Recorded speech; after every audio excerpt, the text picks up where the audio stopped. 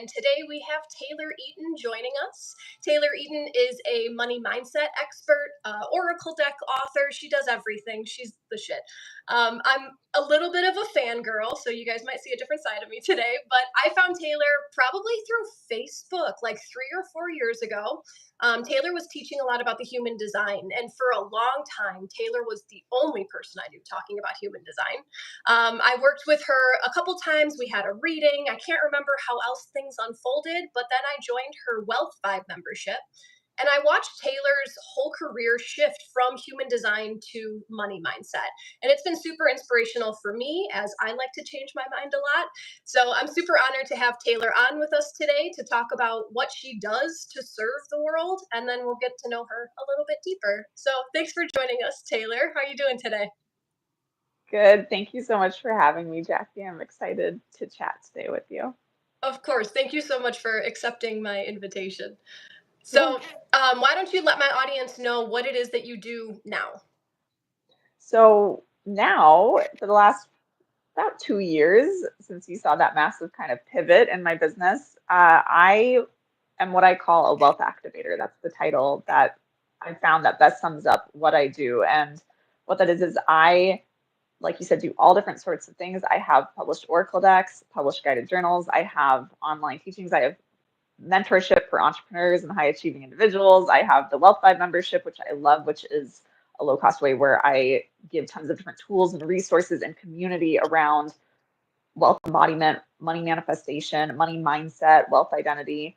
That's a lot of what I do. And being a wealth activator to me means that everything I do, whether it's the Oracle decks, the membership, the mentorship, the YouTube channel with the card readings, it's all to activate wealth in people. It's all to shift the paradigm around money and shift the way money flows in this world to flow more and more to the people who are going to do the most good with it, and to really change the way that we as a society and we as individuals look at money, the way we relate to it, the way we go about calling it into our lives and making it, the way we engage with it. And so everything I do is all in service of helping people step more into their power around money, helping them activate all the gifts, all the codes within them that are already there and just haven't really been fully awakened or harnessed yet for abundance. Because I think the more that we as individuals become empowered around money, the more our collective reality and our collective paradigms around money shift as well, which I think we are in desperate need of right now.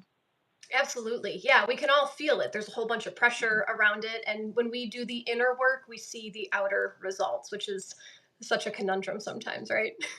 Yeah. So, was it through your human design knowledge that brought you into this niche? Like, how did you figure out that you were meant to teach the world how to activate their wealth? So for me, money's always been something that fascinated me. It was something that for a long time I felt very enslaved by. And I think a lot of people can relate to this, is that constant limitation because of money. And I experienced it as a child. I experienced it growing up with my family, and my parents always feeling like they were limited by money. I always felt like there was this pressure on me around money, and that it was always about you have to figure out ways to make money or else you're not safe, you can't survive, things like that. And that to me was, it was so much pressure growing up until I was probably in my early 20s, and I realized I'd done everything that I was told I should do by society: get straight A's, go to a good school, graduate, get a good job, work hard, get promotions. And I still wasn't comfortable with money. I had debt from going to school. I had student loan debt. I had, I wasn't making enough, even though I was in a good full-time job and getting promotion after promotion, and just still struggling to make ends meet. And I was like, how I followed all the rules. And so I really discovered, I was like, wow, my whole life has been in a way about money, but from a really negative standpoint, from a standpoint that doesn't feel good, a standpoint that feels like I've lost, I don't have any control, I don't have agency, I don't have any freedom in my life. And that was the point where I said, well, if I followed everything that I was told to do and it's not working, I'm going to try something else. And that was when I got into mindset work, into embodiment work, into manifestation work, into law of attraction. And in doing that, a lot of different things transpired. And I ended up starting my own business, starting to kind of experiment with how can I make money beyond just the traditional way of going about things. And through that, I kept seeing everything was about money for people, right? And usually in the way I'd experienced it with negativity and with that feeling of I'm so limited by money, everything's in the chase of money so that I can exist, so that I can feel good. And I was like, I don't want this for me. I don't want it for other people. I'm starting to see money differently and I want to share that with others. And so as I was building my business, I came into contact with human design. And human design for me was so powerful. But then I realized, I was like, oh, wow, no one's connecting the dots of how do we use our human design to create more freedom with money. And so I Sure. started doing that. And then after a while, after years of doing that, which is when you found me, I realized, wow, I really just want to talk about money and the way we interact with it and empower people to up level around it. I want to do that. And human design is just a vehicle I found to help me do that. And I was ready to kind of transcend beyond that vehicle and to just actually talk about the thing I want to talk about, which is how do we empower ourselves around money? How do we activate those wealthiest parts of ourselves, the superpowers for making money, our money making gifts in a way that feels good, that gives us freedom, and also brings in the financial freedom, right? And so that was kind of Absolutely. the journey of it and how I found myself in this work. And yeah, so yeah, human design I feel like was a big permission slip to me to go further into my own gifts for making money, to go further into what I truly feel like I'm here to do. But it was definitely a nonlinear, winding road of a journey. So that's how I ended up here. Is it still in the back of your mind? Because I've noticed your language about the human Mhm. design has completely disappeared from your content, which is wonderful. It's fun to watch you pivot. But there's often times where, like, I learn things from teachers and I think about, cool, as a manifester, I would take it this way. And I bet a generator would do it this way. Do you still kind of have that in the back of your mind as you're giving all of these monthly challenges and all these workshops? Yes. And I actually, with my mentorship clients, my high level clients I work with, I have all their human design charts on file. I reference them while I'm coaching them, while I'm mentoring them.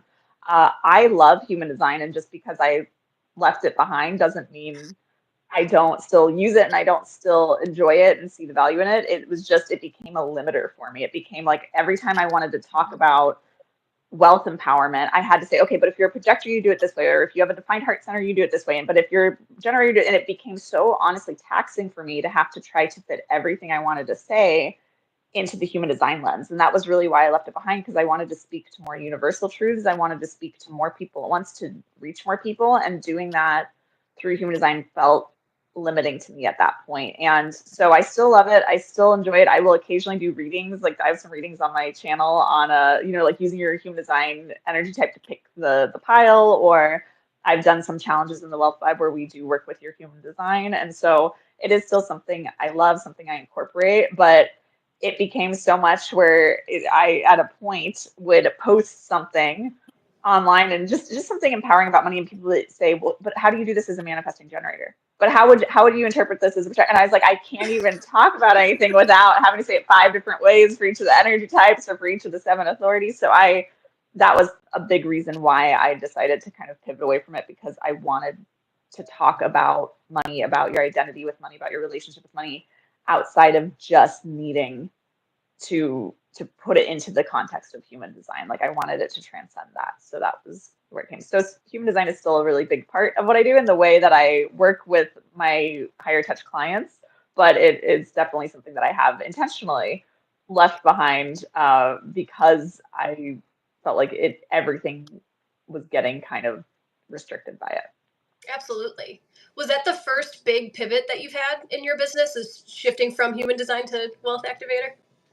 I think it was the biggest public shift I had, but that was because I'd already created a level of success doing human design, and so there were more eyes on me. But before that, before I shifted into human design, I was doing just general, like, kind of mindset coaching and general, um, like coaching people on following their passion, coaching people on following their dreams.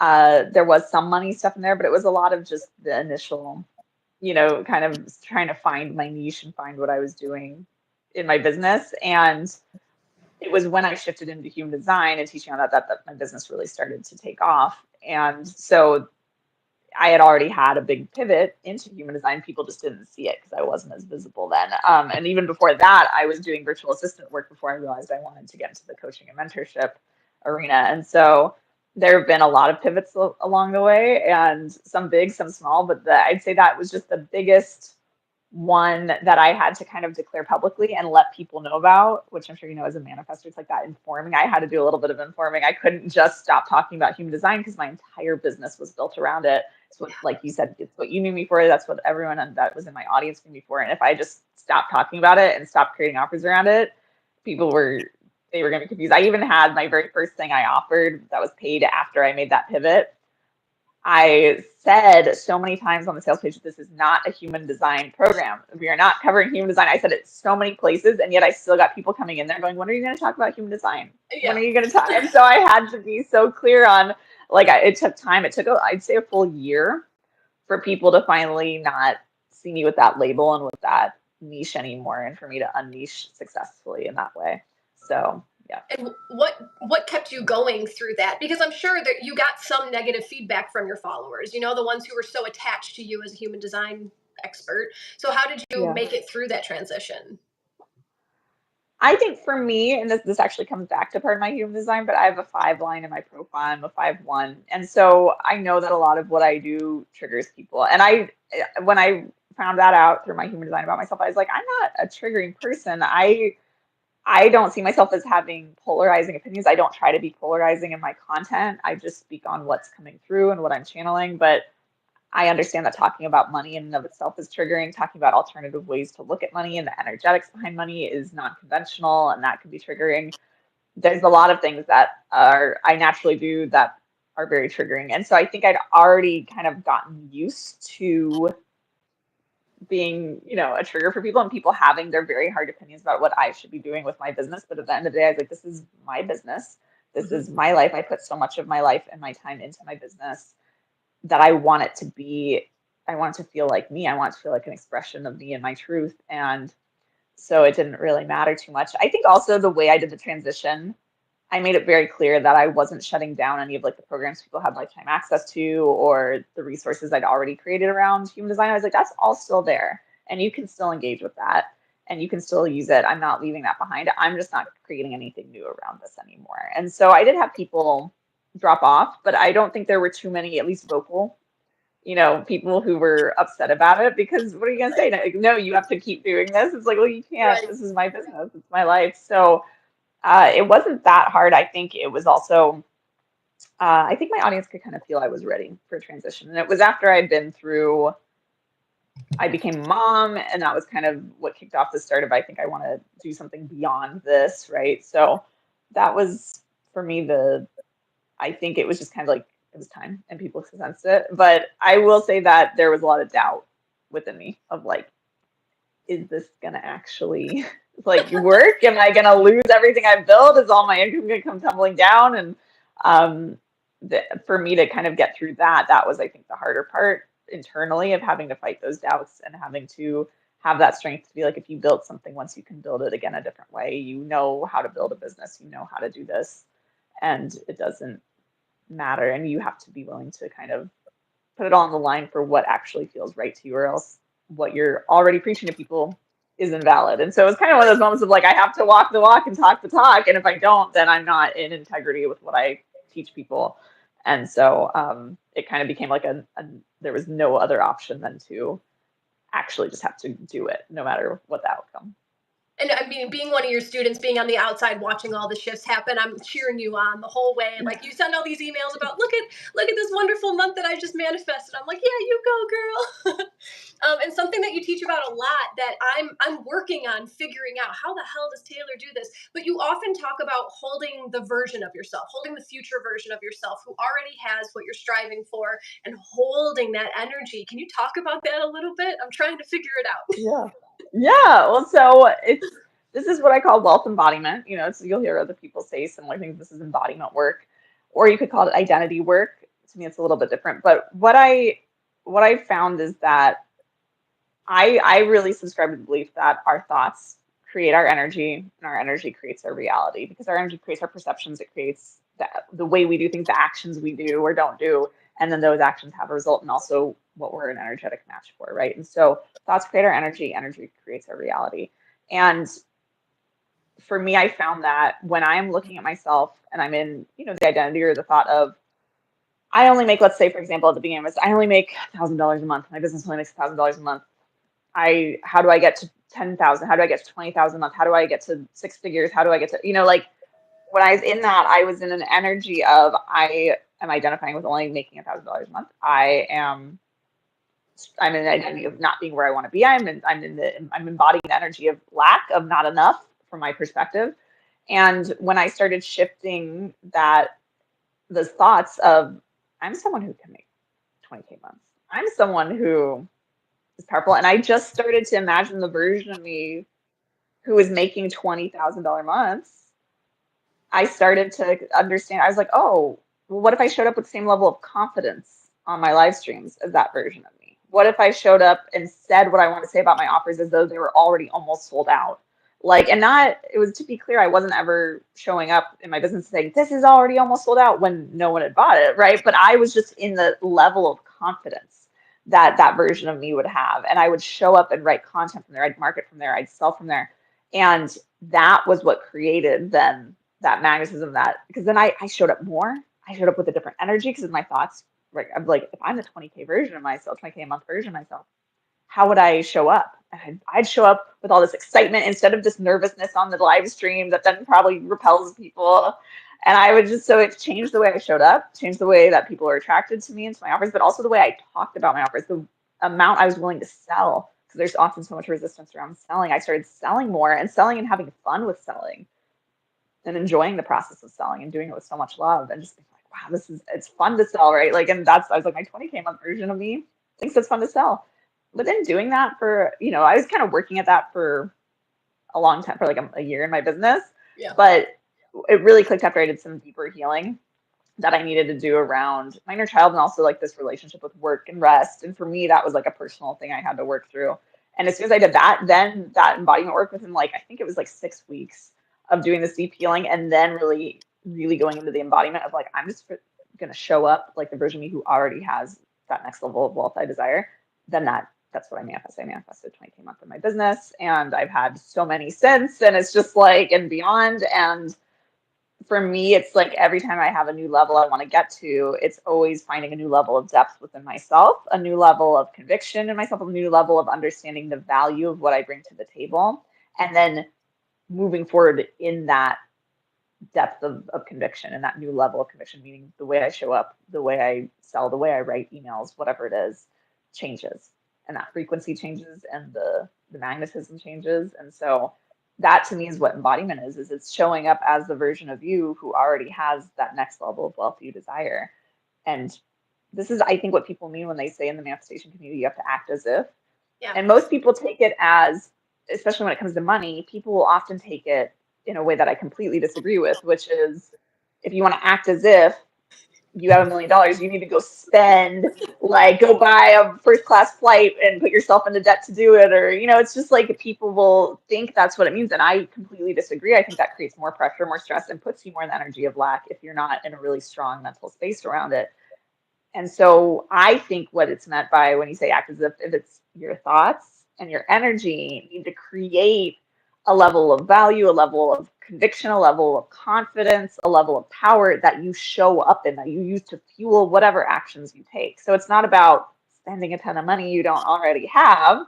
That's so surface level and superficial. It's about becoming the version of you and living life as the version of you who already has the wealth you desire. And so for me, that's what I'd say wealth embodiment is it's like, can you think the thoughts? Can you be in the energy of and show up and fuel your actions with the energy of the version of you who already has achieved what you want to achieve with your finances? I so appreciate that you brought up that moment of deep healing when you had to go back and do some inner child stuff. You had to reevaluate your relationship with work and rest. Because when I hear a lot of negative feedback on that act as if, fake it till you make it, that people consider it to be spiritual bypassing because you're just delusional and you're living this new version of yourself. But I could imagine that by putting yourself in the future version, the future energy, you're purposefully triggering some wounds that don't belong there. Like that you can't have this wound anymore if you are the next version of yourself. So thank you for naming the deep intentional work as well. Yeah, and it's the funny thing because I'll often get people asking like, what was the thing that you did to have to start having a six-figure business, or that you had to start doing to make 20K months or 30K months or whatever I've achieved? And I'm like, I don't think it's ever just one thing. There are often modalities that I was very deep in at that time that I can point to and say that helped, and I know that was a key part of it. But it's always for me, it's like what within myself either needs to be healed or upgraded or both. And that's usually where it comes from. And the modalities for me are kind of like the way I went about doing that inner work to access a new version of myself who then is capable of creating and receiving and holding that money I desire. And so it's funny because this is, you want to talk about triggering people and people saying, like you should do it this way or that way. There's been this realization within me that's built over the years that money is created from the inside out. And that's just like the truth that I've come to realize. And there's so many people who every time I say that they still get so mad because and in some way it means you have to take responsibility, like that radical responsibility. And I don't want to clearly there are systemic problems with our economy, with the way that people are excluded from opportunities to make money. Like that is all very real and I never mean to dismiss that. But the truth is that at the end of the day, you can control what you can control, which is your inner self, which is your perspective, your thoughts, your energy. And when I say money is created from the inside out, people get triggered because that means that they have to actually do the inner work to create the wealth they desire if they don't already have it.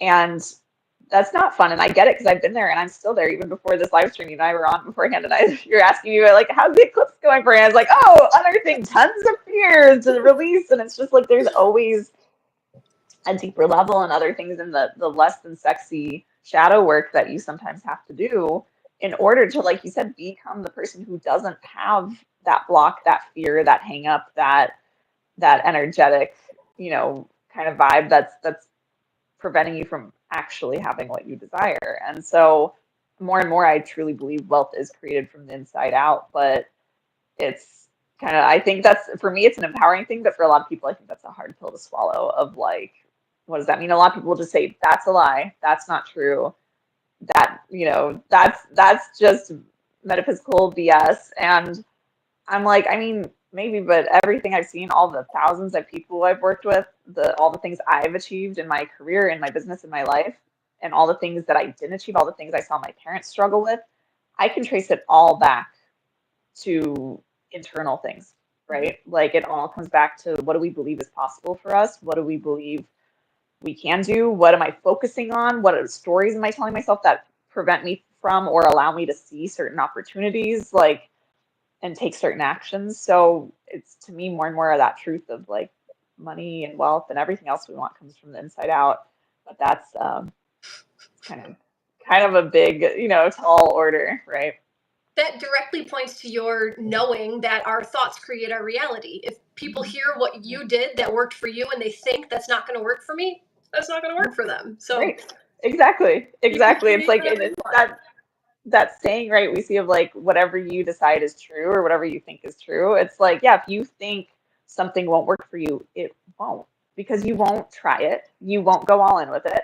You won't, you'll be doing things that counteract it because you don't believe it's going to work. So why would you? Why would you actually go all in with it? But if you do believe something is going to work for you, you'll find a way to make it work, even if you have some failures along the way. It's like, because if you decide that every failure is something that's actually teaching you or actually helping you get closer to what you want or happening for you, and that's the mentality you hold, then you keep going, you never quit, and then eventually you do get there and you learn along the way. And so it really is, it's kind of like that mindset, and that how you look at yourself creates everything, because we are the creators of our reality. And I think that's what that means of, it's like your thoughts create everything. I had a thought a couple months ago. I was in a meditation and I caught my mind starting to go through like, okay, what kind of problems do I want to work on today? Like, what's ready to be healed today?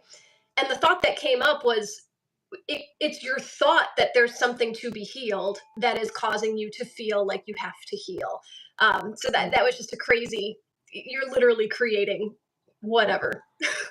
We get stuck, and this is something that's interesting in the spiritual communities and the manifestation communities, also in the money manifestation communities, that there's often, even outside of the manifestation community, just sometimes the money world, it's like we often think that if I don't have what I want, it must be because there's something wrong with me, or there's something, so it could be something I need to heal. And I think there's always something to heal because we're human. I think there's always some deeper level we can go to, but I for a long time, I've seen a lot of people get caught up in that struggle of it's that perpetual healing cycle of like, I'm never fully healed, so therefore I'm never fully ready to have the money I want, the relationship I want, the business I want, the success I want, right? It's like we get caught in that. And I think that's just a sign that you're aware that there's always deeper levels you can go to within yourself. There's always deeper truths. There's always, layers that you can shed. But it's when we tell the story of, because I have any layers to shed, I can't have what I want. It's like that's not necessarily true, but we often have that thing where we get ourselves stuck in that perpetual healing cycle to kind of almost explain why we don't have what we want in a way. And we don't realize that's what we're doing. Interesting. That's like another way of accessing victim mentality, right? Yeah, it can be. And it's so funny because I often I tend to almost never use the word victim mentality when I talk about money, because I think, yeah, people can be in victim mentality. I see it more as like they're not in their power. They just don't understand the power that they have, right? And I think that's a product of our society. I think that's a product of our conditioning and our programming, and is we don't really understand the full depths of our power.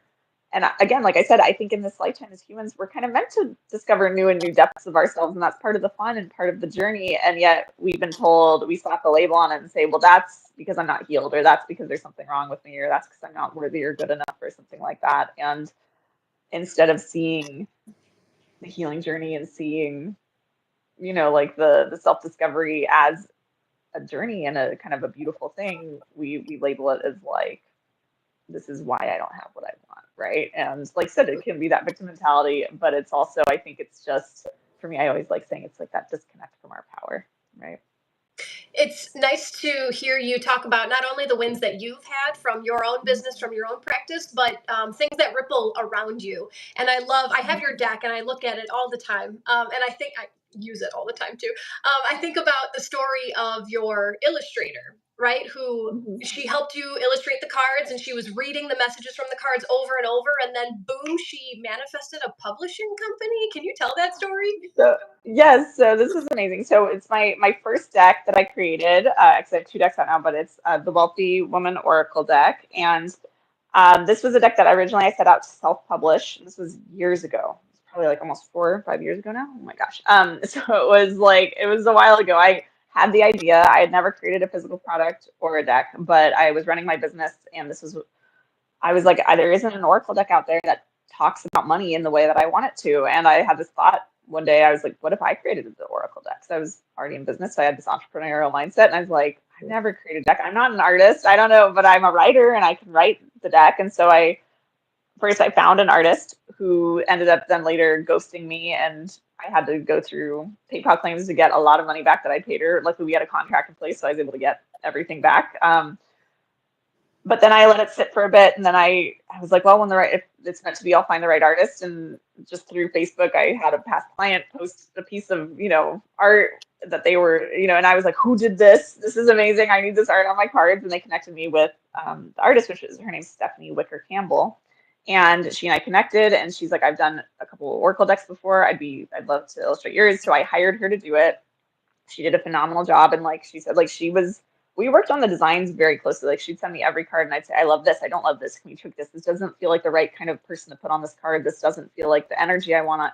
We worked so closely together on the design of these cards, and she worked her magic, and they turned out so gorgeous. And then, through the process, she's like, she had a couple other Oracle deck clients come in after me, and she said, working with this, I'm realizing I want to go a little bigger. I want to help my clients with with the actual self-publishing process. I want to help them, coordinate with the printer and warehouses and things like that. And I was like, yeah, that'd be great, because I don't want to deal with all that. But I was ready to, because I wanted to self-publish it. I was like, that'd be great. So she's like, here, you'll be my guinea pig if you want. Here's a discounted rate for this service. I was like, perfect. This is great. Manifested a solution to this part of the journey I didn't want to have to do myself. So paid her for that, and she helped me kind of get my deck out, published. She found a great printer, got it. We went through test prints. She coordinated with them.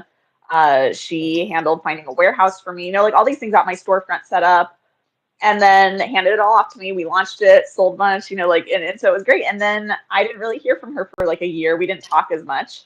I was at the point where I was starting to be like, I think I want to pivot out of human design. I'm not sure. So a lot of things were up in the air. And then she reached out to me, like I said, about a year or so after I launched the deck and self-published it. And she said, hey, you haven't heard much from me because over the last year, I've been basically building a publishing house. Yeah. And I was like, what? And she said, yeah, I realized I don't just want to help authors self-publish. I actually want to build a whole publishing house. And she said, the reason is because working on the Wealthy Woman Oracle deck with you, she's described it as a quote, a chemical process for her, where she was just so immersed in these messages and reading them over and over to create the art that would represent the messages of each card, that she said it just completely altered her brain chemistry. She's like, this completely changed the way I looked at money. It changed my relationship and my husband's relationship with money. It changed what I believed was possible for me. It helped me kind of get deeper into like what I really want to be doing. And she's like, I want to create a publishing house that gets more voices out into the world, that doesn't water down the author's messages, that like puts a lot of spiritual teachers and trailblazers at the forefront and helps them get their message out into the world. And I want to co-create with them. And so I've created a publishing house, like an indie publishing house. And she's like, but I've been networking, and I'm in talks with two of the biggest publishing houses in the US and also distribution agencies in Australia where she's located. And she's like, I'm about to maybe sign some deal with them to partner with them. So do you want to be part of it? Like, do you want the Wealthy Woman Oracle deck to be published, and you'll end up in Barnes and Nobles? It'll end up in, because working with this big imprint, like they'll get all of your stuff into the Barnes and Nobles, into like Booktopia, Books A Million, like all the big bookstores. They'll list it on Amazon, everything. Do you want to be part of this? And I was like, yeah, like, of course, like, yes.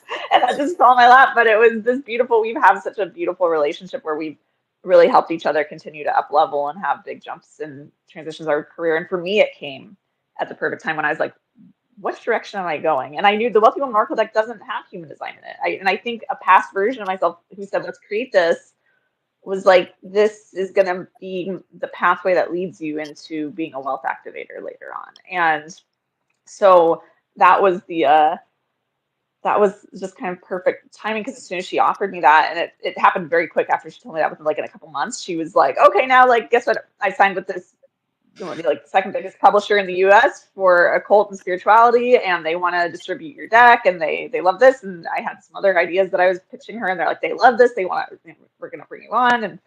And it happened very quickly. And then my deck is now in Barnes Nobles. I've since co-created another deck with her. She asked me in a meeting once when we were talking about marketing the Wealthy Woman. I said something. She's like, do you want to make a wealth affirmation deck? I was like, yeah, sure. And she and I just co-created Cosmic Wealth Codes, which is actually, this is hitting bookstores in just like a week or so from now. So, or 2 weeks, 3 weeks from now. So that's exciting. So, and we have guided journals that go along with these decks. So there was just so much fun and so much like just divine synchronicities, but it's just the messages of that deck that I channeled through, of the Wealthy Woman deck, that I thought, I'll just have this crazy idea and publish a self-published deck. Why not? It's like, it's changed my life. It's changed her life. It completely shifted. And now her publishing house is like, I don't know the exact numbers, but she was telling me, she's like, things are going great. This is great. We're doing great for our first years.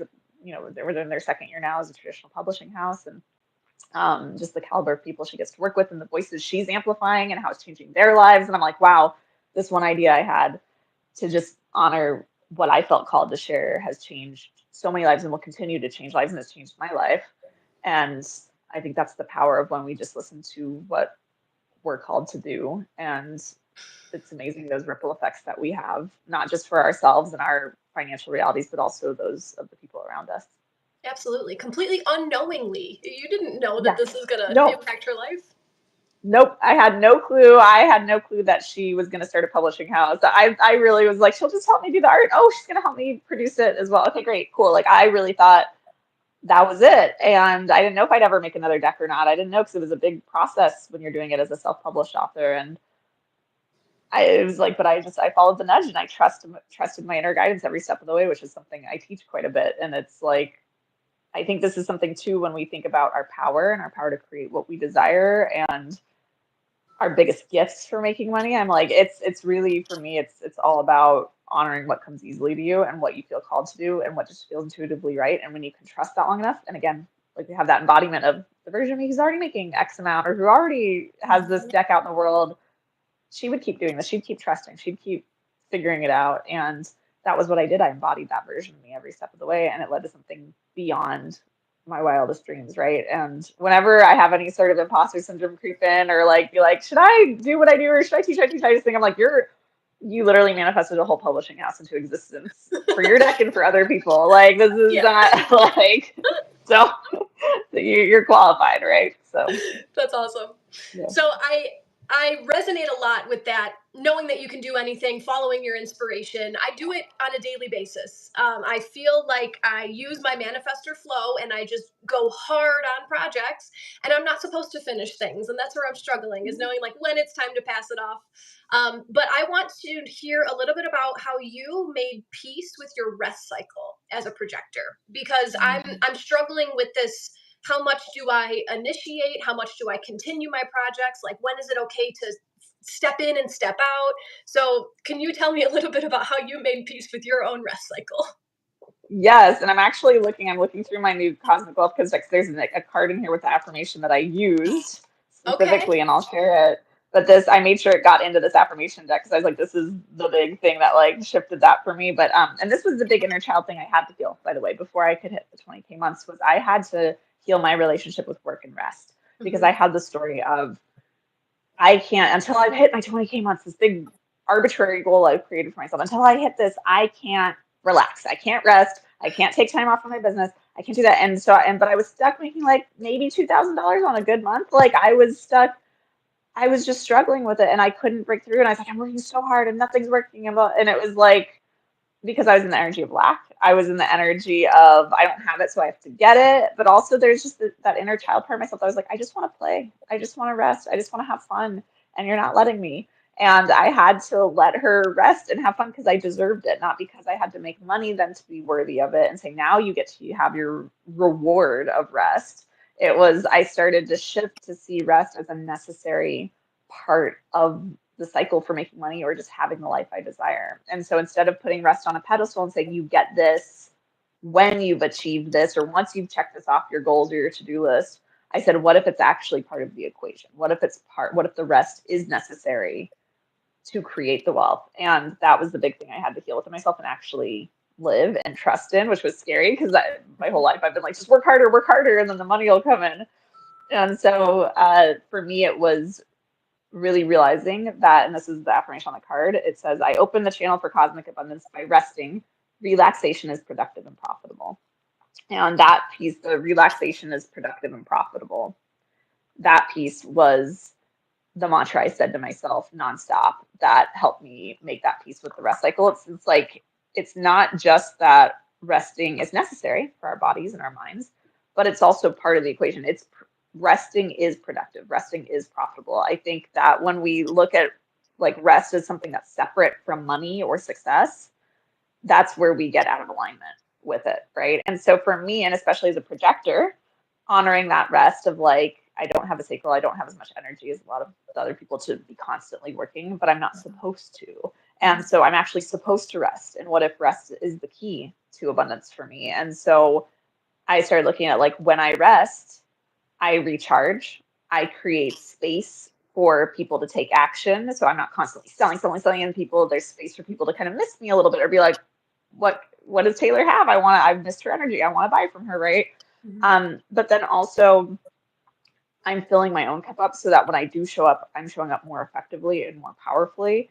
And often sometimes when I'd just be resting, I'd have downloads, I'd have ideas drop in, ideas for new offers that would lead to more money, ideas for a way to sell something that would lead to more income. And so for me, I had to really flip that script of looking at like rest is something that's not productive. It's something that is, a reward. It's something that's kind of a waste of time, that's costing me money. I was like, it's actually costing me money not to rest. It's costing me money to always be going. It's costing me because I'm burning out, right? Like I'm not refueling. And so when I started really just saying to myself, rest is productive and profitable, rest is productive and profitable. It wasn't about like, oh, I rest to make money.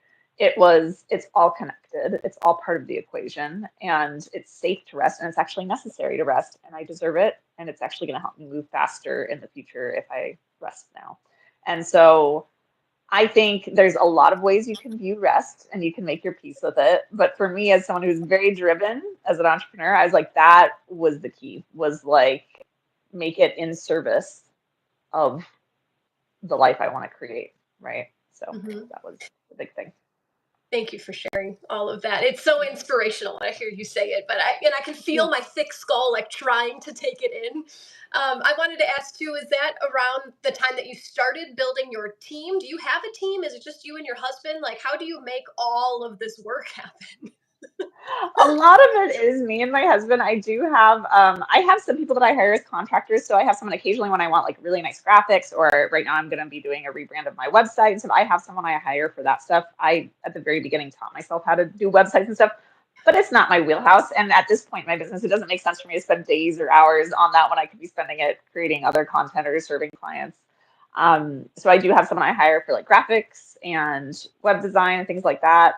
I have someone that I have, like legal stuff. I'll hire people that out clearly for lawyers and things like that. I have, my accountant. I have our tax attorneys. I have, I have different people that are contractors. In terms of a team to keep this multiple six-figure business running, it's me and my husband, and then I have like virtual assistant who kind of answers emails, does some customer support, and my social media manager, which is my youngest brother.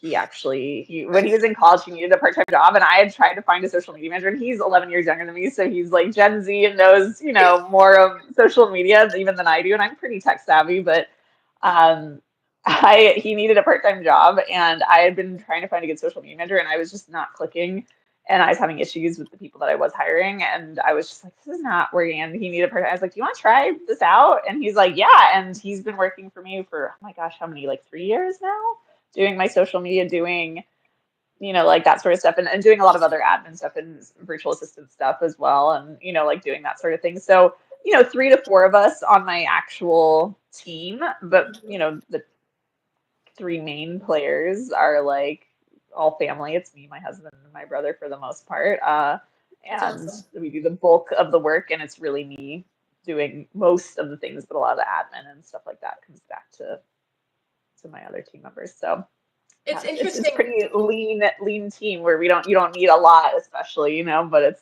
and of course Yeah, I have my whole, for the publishing branch, of course, the whole publishing house and they're doing their whole thing over there. So I don't do that anymore. So that was honestly a personal question because yeah.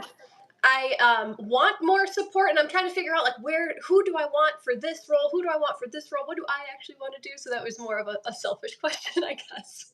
Yeah, yeah. No, it's I'd say every business is so different too. And it depends, like what do you enjoy doing, what drains your energy, what actually is your wheelhouse, where does it make the most sense for you to be putting your energy, and then outsourcing the things that can be outsourced that are a drain, or just it doesn't make sense wherever you are to be you spending your time doing that, right? So Sure, that's a sure. cool thing. I've had in the past, I've had an OBM who was fantastic and I loved her, but there was also like, I think with the way my business was, and I was at the pivot point in my business, it was just like there wasn't as much of a need for that service at that time, but she was phenomenal and helped me so much for over a year with my business. But then it was like, okay, I feel like it's just building, and I don't need to be building out a ton of funnels and things like that we'd been doing. And um, yeah, there was a lot of decisions that went to that factor of not having that team member anymore. But it was like, so I've had different phases where I've had bigger teams. She had like a team beneath her, it was just like, so I've had different phases of it.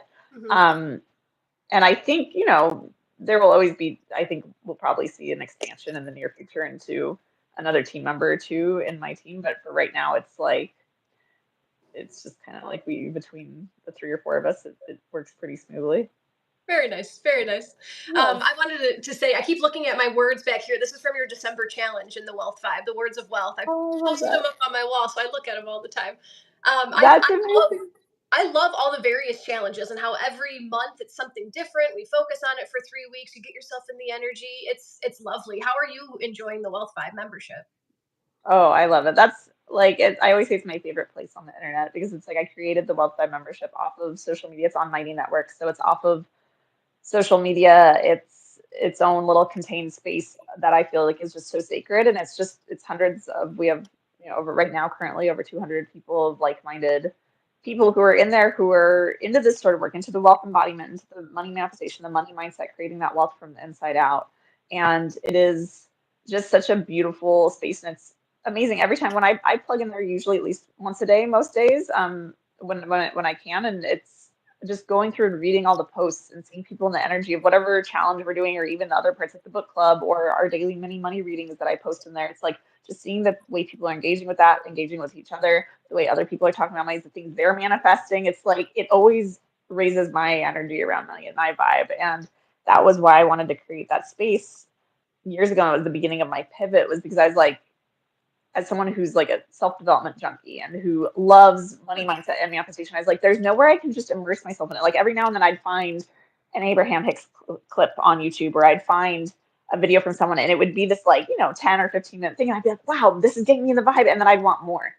And there wasn't more. And I'd have to sift through, to find things specifically that got me in a high vibe around money or raise my vibe around money. And I was like, what if I created a space that's designed to do that and helps other people, myself included, be in that mindset and that energy of abundance and live there more and saturate our subconscious in it more and help us therefore then embody the version of us who has the wealthy desire and manifest it. And so that was kind of I created it for me, I created it for everyone else. It's like I benefit from it as well. And I love that space so much because it is, even when I'm having like my energy is low or I'm having what feels like a bad day and I jump in the Wealth Vibe and I start scrolling and I catch up and I'm like, whoa, I feel better. I feel like anything's possible. I feel like, it really is such a shift sometimes because it's so powerful when we're in a community with people who are actively working toward those same kind of goals or ways of being that we are. So I That's love that. such a testament to if you build it, they will come. And I feel like I Mhm. keep attracting people who share this story of like, I really want this kind of community. I really want to find these kind of people. And sure, go ahead and look for it until you've exhausted all your efforts and then just start your own. Like, there's other people out there Yeah. who are like you. Just start the thing. Yeah. And that's the thing is some people I think are community builders and some people have other strengths, right? And for me, I never saw myself as someone who built a lot of community, but when I've looked at every iteration of my business and how I've grown it, it's always been with community. And I don't think it's the only way to grow a business, but for me and my gifts and what's aligned for me, that community is so important. And the times in my business where I have kind of isolated myself and been like, I don't want to have to run a community. I don't want to have this responsibility, or that's too much. And I'm just gonna, create content and be more of a content creator.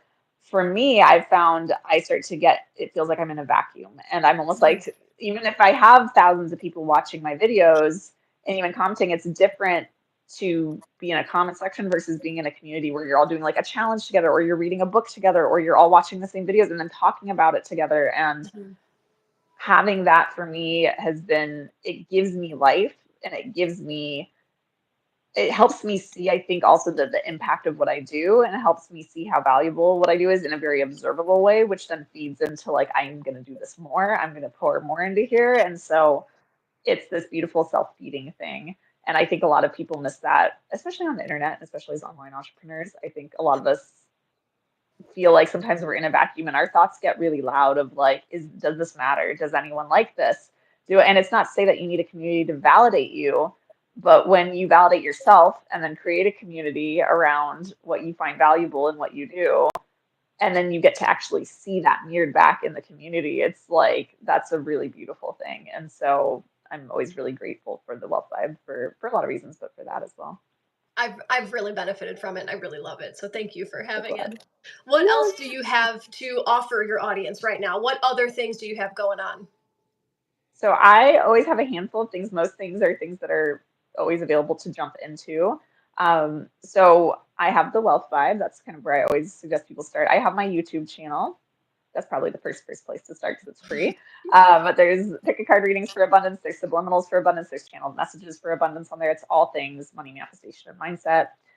And then from there, I always say the Wealth Vibe is a great place to plug into things because it's only $25 a month. And if you're on the monthly membership, you can cancel at any time. But it gives you access to just like, it's insane. The value, I can't even calculate the value of the resources in there because we have replays for the last year or so in the membership of monthly calls. We have this growing library of resources that I drop in there when I create new meditations or riffs or subliminals or things like that for the Wealth Vibe. We have the daily mini money readings I post in there. We have a book club. We have our monthly challenges, which are, I think, the most popular part of the membership and people really connect over the most. So there is just like thousands and thousands of dollars worth of value in there that you get immediate access to for 25 bucks. It's like, it's insane, but I'm kind of like, I want to keep my pricing for that lower than Netflix because I want this to be more accessible than anything for as many people as who want it because I think it's so powerful. So that's like the big thing that is just at the core of my heart at the moment. But then I also have my Oracle decks, my Cosmic Wealth Codes and Wealthy Woman Oracle decks and journals if you want really beautiful, high quality, like physical tools for abundance, for money mindset and manifestation. And then from there, I have different ways to work with me on a high level mentorship, which my mentorship is for people who have had some level of success, whether it's in their business or in their careers or with their money, and they're ready to go deeper into themselves to really unlock their unique genius, their unique codes, the unique things that come easily to them that they can leverage to make more money, to really birth that new version of themselves who is a match for that money and also knows how to wield all the tools at their disposal to create it. And so that's a lot of what I do in my high level mentorship. And that I have private mentorship. My private like long-term mentorship is currently full at the moment. I might have a spot opening up next month, but then I have group mentorship, which is available. There's some spots there. And then I currently just launched a 1 month kind of intensive mentorship with me. And I have just a couple of spots available and applications are currently open, and that's called Genius Codes. And so that's, yeah, you can find all that at tayloreaton.com/mentorship or tayloreaton.com/genius codes. But also tayloreaton.com will take you. You can find the Wealth Vibe, you can find my decks and journals, like all the things. So Lovely. it's all That's there. so much. It's so inspirational to me because I'm like, if Taylor can do 100 things at once, I can manage 100 things at once. That's awesome. Yeah. What is it that's coming on the horizon for you? What's anything brewing in the background? I don't think so. Right now, it's interesting because I'm in a phase of wanting to scale, which is it's like this is the first in my business where I've always found scaling my income and my business through a new offer, a new product, a new thing. And after a whirlwind year last year and a half of like launching the Wealth Vibe, crafting these mentorship packages and opening them up and filling some of them, and then having not just one but four published titles of my two decks and two journals in a single year, which is insane in the publishing industry. Like that's insane because my second two titles are supposed to come out this year. They were expedited. Like it's been crazy and it was a lot of new creations and growth. And so this year I've decided it was really a year where it feels so good to just like, let's scale the YouTube channel. Let's scale, especially the Wealth Fund membership. Let's scale the private clients and the group mentorship. And let's scale in those areas. I always have a million ideas for other things to offer. I've had ideas for, you know, mid-range ways to work with me in group settings, things like that. But right now it's like you said, it's like honoring that energy, honoring, you know, my rest. And I always just kind of trust that when the time is right, I know when the time is right and I might launch something here or there. But for now, it's really deepening into these offerings. And I've been pouring a lot into the Wealth Vibe membership, a lot more than probably makes sense for $25 a month for most people. But I love it so much. And I've been pouring this month like lots of extra, you know, like I have someone that I've been connecting with who does breath work. Her name's Adriana. She's been a member of the Wealth Vibe and she does breath work to help you regulate your nervous system. And we're doing it breath work to regulate your nervous system to hold more money because that's something I've found I've needed as I've up leveled was being able to regulate my nervous system to actually not freak out when I make a crap load more money than I'm used to making, right? Like even at bigger and bigger levels. And so she's doing a free breathwork activation in there at the end of this month for members of the Wealth Vibe. I'm partnering with my friend. She's a Hay House author and creator of the Oracle, the Animal Apothecary Oracle, Kara Elizabeth, and she and I are doing a pre-equinox activation, like to help turn your body with somatic movement and card readings for me into a portal to birth your wealthiest self. That's happening this weekend in the Wealth Vibe. So like tons of extra things that I'm just like I could sell them all on my own as their own things, but I've just been like I just want to pour everything into the Wealth Vibe. It's just this really magical container that I'm just like right now obsessed with. adding more and more value to for people and making it accessible. So that's kind of where things have been growing, and I've been adding things in as they make sense. That's awesome. It is. It's literally a gold mine. That Wealth 5 membership, it is literally a gold mine. So I recommend it to everybody. I've been in it for I don't know how long, close to a year, I It's want been to a say. while. Yeah, yeah. So So that's as amazing. I'm glad you love it. oh, it's wonderful. It's wonderful. It gives me something to focus on because I really love like honing in on something just for a little bit of time and then having the freedom to let it Yeah, go. And then next month we're gonna hone in for 3 weeks and then we let it go. yeah, Like the yeah. challenge part is my favorite part of the Wealth 5. Yeah, I think that's always for me because there's so many modalities out there that we can use in so many ways we can approach abundance in different areas of our relationship with money and money manifestation that we can work on. And so I really, really enjoy creating a different tool or a different focus for us each month to give us that space to really integrate it, rewire our subconscious around it, play with it, manifest through it. But then, like you said, like let it go and see what works for us and what doesn't, which modalities we resonate the most with and which don't, right? Yeah, I love it. So as we wrap this up, I'm going to put you on the spot a little bit. If you had one message for all of humanity about their wealth activation, holding wealth, what would you share with everybody? So the things that come most easily to you are your biggest money making superpowers. And in order to make more money, you have to go deeper within yourself to figure out what it is that actually comes easily to you. Because oftentimes the things that come easily to us, we don't even realize we do them because we live our whole lives as ourselves. And so it's easy to just be like, everyone can do this. No, they can't. So that courage and that willingness to look deep within yourself and say, what are the things that come easily to me? And then being willing to see the value in those things, because it's often hard for us to see the value in the things that come easily to us, especially when they're not the tangible, concrete things that society tells us are valuable, like math or being good at math or being able to be a good salesperson. It's like if you don't have those qualities, you kind of feel like what is there about me that makes me money? But your compassion, your empathy, your ability to listen really well and make someone feel heard or seen, all of these sorts of things that are more soft skills that come easily to some people are so valuable and so needed. And when you apply them to what you do to make money, like things explode, things change so fast. But you have to know the value of what you do and what comes easily to you and then wield those things. So I'd say the biggest thing is get in touch with your own power, get in touch with what comes easily to you, your unique gifts that your soul came here with, because they were meant to be shared. They're gifts, not just for you, but for others. And so when you can really deepen into that and be willing to stretch yourself beyond what you've been told is valuable and really be willing to see what you carry within you as valuable and then share that outwardly, like everything changes and wealth gets to be this fun game you play. It gets to become an inevitable byproduct of who you are and how you carry yourself and how you share your gifts with the world. Very beautifully said. Love it. Thank you so much for joining me today, Taylor. This has been amazing. I send you all of my love. Thank you so much for having me. This was so fun and I'm excited for people to get to tap into this and thank you so much for inviting me on. All right. Have a good rest of your day. Take care, Taylor. Bye. Bye.